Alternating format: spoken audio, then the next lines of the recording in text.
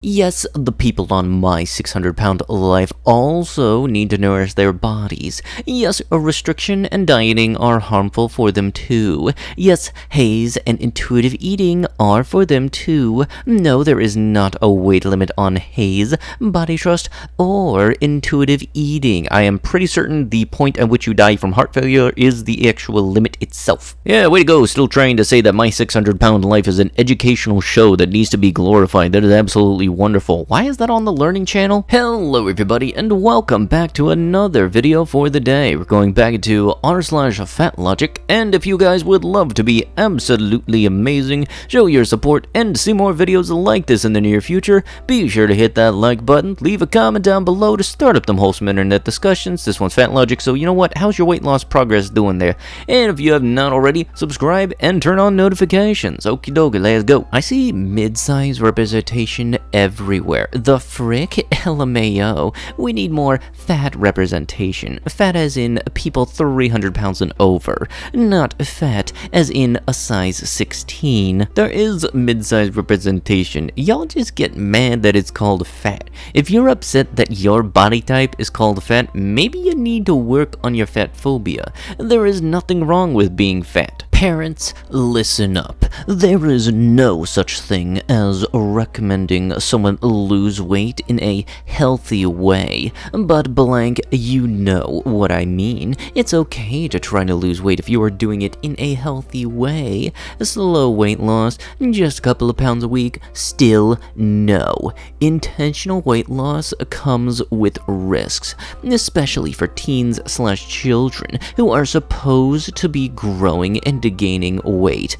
Risks of intentional weight loss include, but are not limited to, 1. Weight cycling, 2. Low self-esteem, 3. Poor body image, 4. Increased anxiety, guilt, stress around food, 5. Developing an eating disorder, 6. Poor body trust. I get it. We live in a fat-phobic culture where people in marginalized bodies are discriminated against. Our culture very blatantly says, do not be fat. Fat is the worst thing you can be. Our culture is wrong. Body diversity is real and purposeful. So, Katie, what are you saying is we live in a fat-phobic culture, but I'm not supposed to diet to lose weight? You have body autonomy. You know the risks. What is the answer? Intuitive eating. Hashtag intuitive eating journey. Read the book. Really? So all of that was just to push your lame book? Plus, all of the things that you just described for numbers 1 through 5 is all stuff that anybody that is overweight grows up during school has to deal with. And trust me on that. I know it from experience. I was the fat kid that everybody made fun of. 6 ways to be a fat ally. Treat fat people with respect and dignity. Call out fat phobia when you hear it and see it. Seek out fat stories from fat people. Believe fat people. Ask restaurants, bars, special event venues, etc. to provide size-inclusive seating options. Take fat friends and family to fat accessible places. Wait a minute, so what if your entire family wasn't fat? Like only half of them? Are you only gonna take half of and then tell the people that are under 200 pounds you can't come? Also, please do elaborate as to what the actual heck of fat story is. If you have type 2 diabetes, you haven't done anything wrong.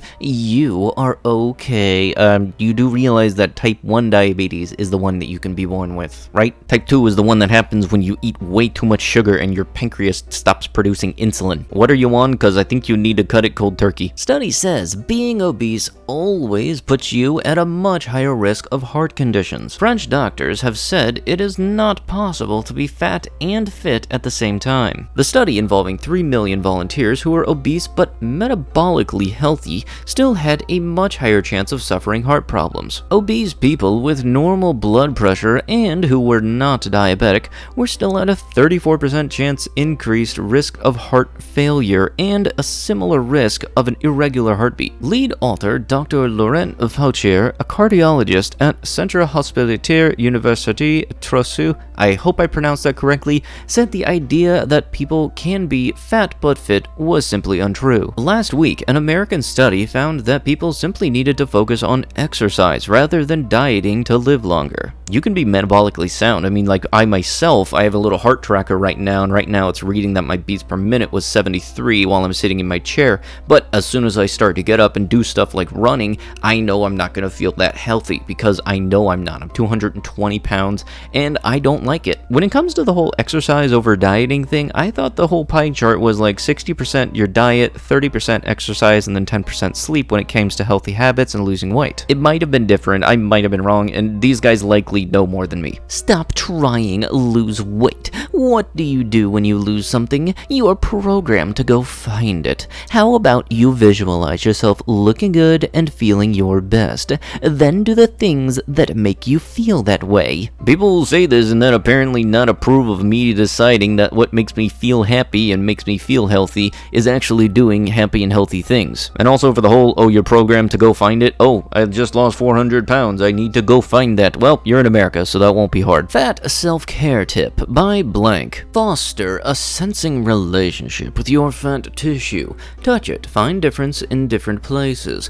Where does my fat feel differently? Why is it this way? Jiggle it, move it, bad fatty style. Try it at home or secretly in public. Make it your less and less guilty pleasure. Practice sensing it and moving it. Dive into its honey-like quality, combining the solid and the fluid. Let it move you, sense it nurturing you, protecting you, because all of you is precious. Affirmation. Fat builds on me because I am precious. My fat tissue supports my whole system. I mean, look, I acknowledge that I am squish, but I don't want to be squish, so I'm doing things to no longer be squish. It isn't a quick process, but it is the process to no longer be the squish. Does anyone in this group have a type 2 diabetes?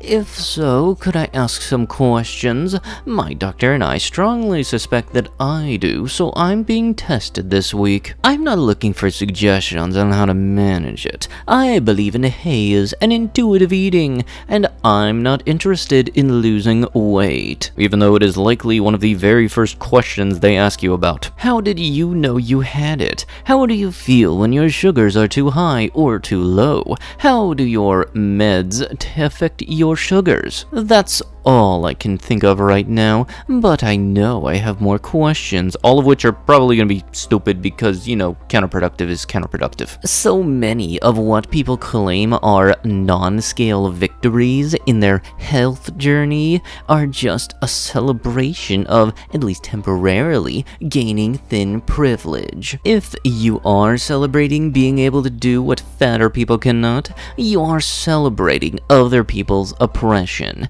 Do better. Yeah, you know, it's not like there could be a sense of accomplishment when you haven't been able to do something, work hard for it, lose the weight, and then are finally able to do the thing. Nope, that's totally not something you can appreciate about yourself. Blank, I have gained weight since March of 2020. At least I think so. It's an assumption based on clothing that no longer fit. You might have too, in which case, let's go through the steps together. 1. These are our bodies after surviving a global, frightening pandemic. Any extra weight is your body protecting you to the best of its abilities.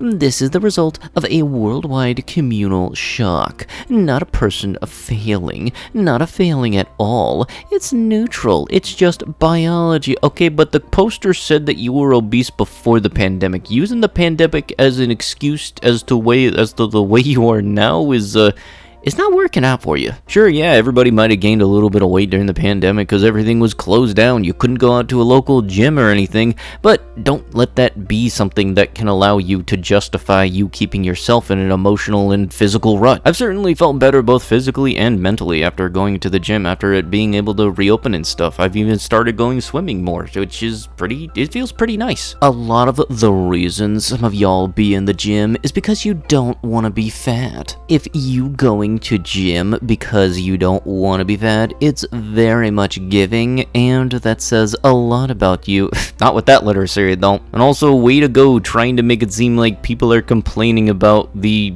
main reason people go to the gym is to not be fat. I love that this can fit small fat bodies like mine, but please continue working on expanding your sizes to be even more inclusive. Yeah, the context was that this was apparently posted under an Instagram post about a business being able to get sizes all the way up to 3XL. And it's cool that some businesses can do this. Like, some people do like lingerie that are in their size, but you know, you would think that you wouldn't really get many complaints at 3XL, if any really. But with that is going to have to be it with the video. If you guys would like to be absolutely amazing, show your support, and to see more videos like this in the near future, be sure to hit that like button, leave a comment down below, and if you have not already, subscribe and turn on notifications. I'll be sure to see you guys in the next one. Thank you so much for watching, and bye-bye.